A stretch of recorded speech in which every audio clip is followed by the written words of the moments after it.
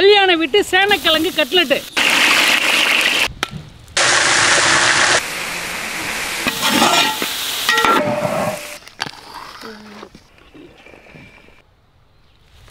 கர்ணக்கிழங்கு செடி. Hi guys, welcome to வெல்விட்டு பாயம் சாம்பத் அண்ட் சிவகண்ணன். இந்த கர்ணக்கிழங்கு செடியை எடுத்து கல்யாண வீட்டு சைடுல கர்ணக்கிழங்கு கட்லெட் பண்ண போறோம். உள்ளுக்குள்ள நிறைய கிழங்கு இருக்கு, எடுத்துடலாமா? வாங்க எடுத்துருவோம். கர்ணக்கிழங்கு செடியை பொறுத்த அளவுக்கு செடி இருந்துச்சு அப்படின்னா கிழங்கு சின்னதா இருக்கும். செடி நல்லா விளைஞ்சி செடி காஞ்சிருச்சுன்னா பெரிய கிழங்கா இருக்கும். இப்ப சின்ன கிழங்கு முதல்ல எடுத்துருவோம். செடி உடஞ்சிருச்சு, கிழங்கு உள்ள இருக்கு. கிழங்கு நம்மளுக்கு கிடச்சிருச்சு. ஆனால் இதை விட பெரிய கிழங்குலாம் நம்மளுக்கு தேவை. ஒன்று ஒன்று எடுத்துடலாம். சேனக்கிழங்கு சேனக்கிழங்கு சேனக்கிழங்கு பூமிக்குள்ள தங்கம். என்னன்னா இந்த சேனக்கிழங்குக்கு அடிபடாமல் எடுக்கணும், இது ரொம்ப முக்கியம். இதுக்கு மேலே மம்டி போட்டால் கிழங்கு உடஞ்சிடும், அதனால கிடப்பாறை போட்டுவோம்.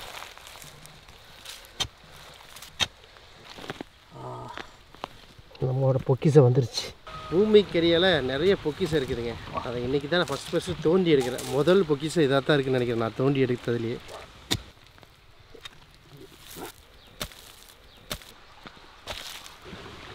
தண்ணியில் போட்டு வாஷ் பண்ணி எடுத்துக்கலாம்.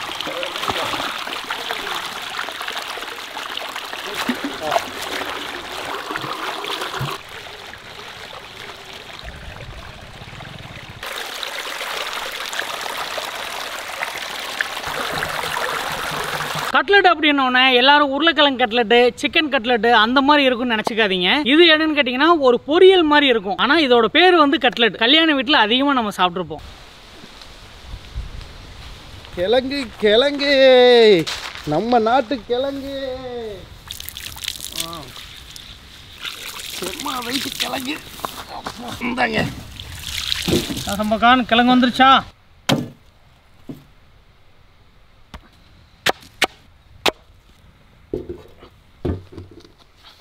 சேனக்கிழங்கு வெளியில பார்க்கும்போது கரடு முரடா இருக்கு. நம்ம வெட்டினோம்னா அவ்வளோ சைனிங்கா இருக்கு. என்ன மாதிரியே. சம்பக்கான் சொல்லுங்க. ஏக் மார்க். இதுக்கு இன்னொரு பேர் இருக்கு தெரியுங்களா? என்னது? கருணக்கிழங்கு. கொஞ்சம் கூட கருணையே எல்லாம் வெட்டுறீங்களே.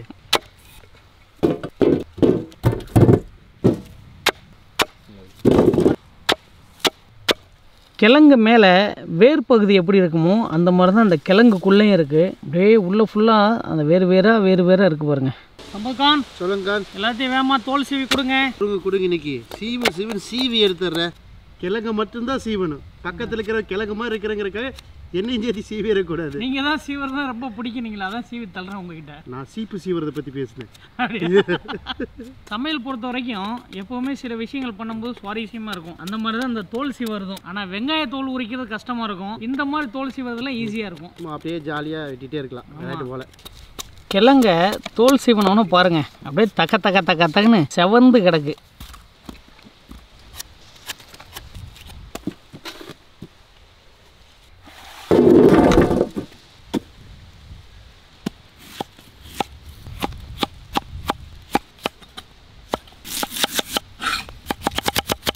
எல்லா சேனக்கிழங்கையும் இந்த மாதிரி பட்டன் மாதிரி நம்ம வெட்டி எடுத்துக்கணும்.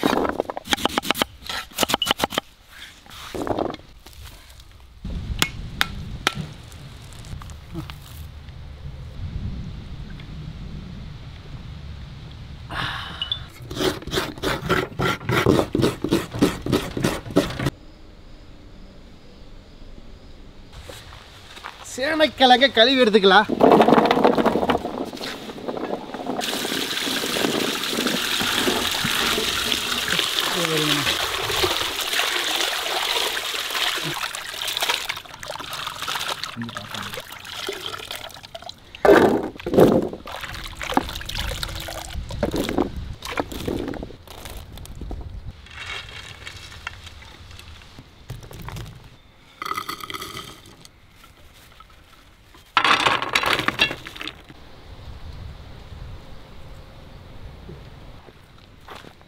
जी சமையலுக்கு சட்டியை ஏச்சாச்சு. என்னதான் சமையலுக்கு நிறைய விஷயம் நம்ம ஏற்பாடு பண்ணாலும் அடுப்பை பற்ற வச்சு அந்த சட்டி ஏற்றினோடனே ஒரு தனி சுறுசுறுப்பு கிடைக்கும். இப்போ ஸ்டார்ட் பண்ணிட்டோம், வேகமாக சமைச்சு முடிச்சிடலாம். இதுக்கு வந்து ஒரு 3 ப்ராசஸ் இருக்கு. சேனக்கிழங்கு நம்ம அவிக்கணும், அதுக்கப்புறம் நம்ம பொரிக்கணும், அதுக்கப்புறம் நம்ம வறுக்கணும். தொடர்ந்து பாருங்க.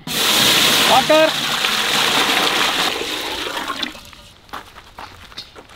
சேனக்கிழங்கு டைமண்ட் அழகா இருக்கு. தண்ணிடுவோம்.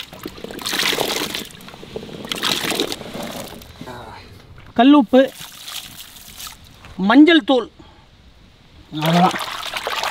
நல்லா கலக்கி விட்டுட்டு சம்பல்கான் மூடியை போடுங்க.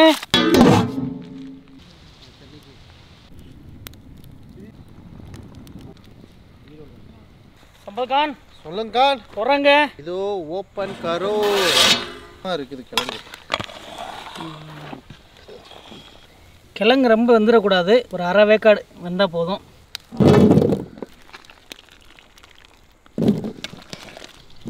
வேகிறதுக்கு முன்னாடி ஒரு கலரு, வெந்ததுக்கப்புறம் ஒரு கலர் பாருங்க. இந்த படையிலெல்லாம் சேனாதிபதி தான் ரொம்ப முக்கியமாக, அதே மாதிரி இந்த சேனக்கிழங்கு கிழங்குல ரொம்ப முக்கியமாக என்னமோ தெரியலையே.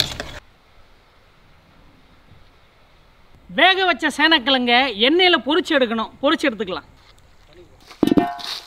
ஆயில்,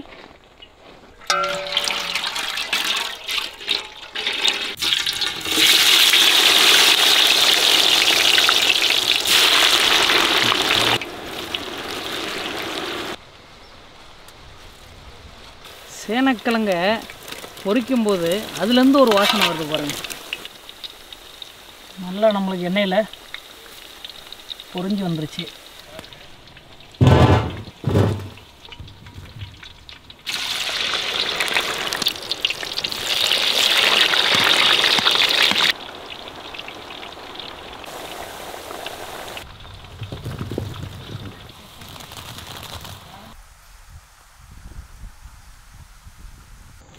கட்லெட் பண்ணிடலாமா?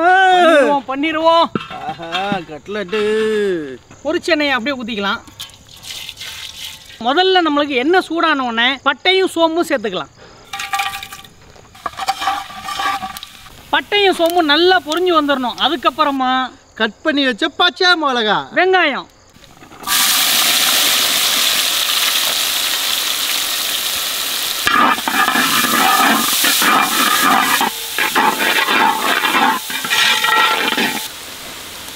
வெங்காயம் வதங்கிருச்சா? வதங்கிருச்சு. போடுங்க. எவ்வளோ நேரம் கிண்டிகிட்டே இருக்கிறது? வெங்காயம் கிண்டினா தான் வதங்கும். அப்படியா? அரைச்ச இஞ்சி பூண்டை போட்டுடலாம். நல்லா கிண்டுங்க. அடுத்த நம்ம போட வேண்டியது வெங்காயத்தை போட்டுடலாம். தக்காளிங்க அது. கொஞ்சம் தக்காளியா? சரி, தக்காளி போட்டுடலாம். போடுங்க. குழப்பத்திலே இருக்கீங்களா சம்பல்கான்? கொஞ்சம் குழம்பிடுச்சு தக்காளிக்கு வெங்காயத்துக்கு.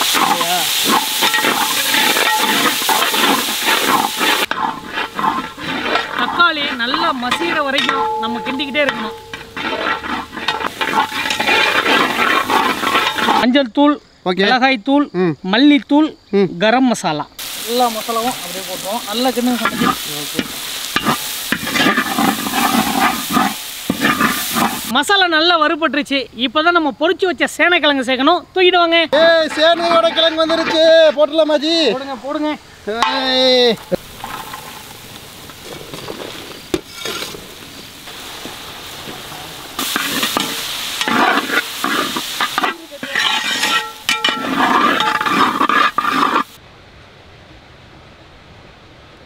கல்லுப்பு, சேனக்கிழங்கு நல்லா வறுபட்டுருச்சு. இப்போது மசாலாவும் சேனக்கிழங்கும் ஒன்றா சேரணும். அதுக்காக நம்ம தயிர் ஊற்றிக்கலாம்.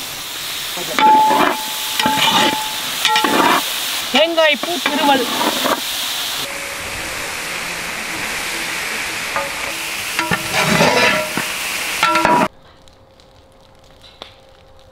கல்யாண வீட்டு சேனக்கிழங்கு கட்லெட்டு சூப்பராக தயாராகிடுச்சு. ஃபைனல் டச்சு, இந்த மல்லி இலையை தூவி அப்படியே இந்த பக்கம் 2 கிண்டு, அந்த பக்கம் 2 கிண்டு. நம்ம நல்லா சுண்டை வத்த விடணும். ரொம்ப அடி பிடிக்க விட்டுறக்கூடாது. அடி பிடிக்கிற நேரத்தில் லேசாக தண்ணியை மட்டும் நம்ம தெளிச்சுக்கிட்டோம்னா சூப்பராக இருக்கும் இதோட டேஸ்ட்டு. ட்ரை பண்ணி பாருங்கள், அதுக்கப்புறம் உங்களுக்கே புரியும். சம்பல்கான் இறக்கி வைங்க. ஜெய் பாகுபலி.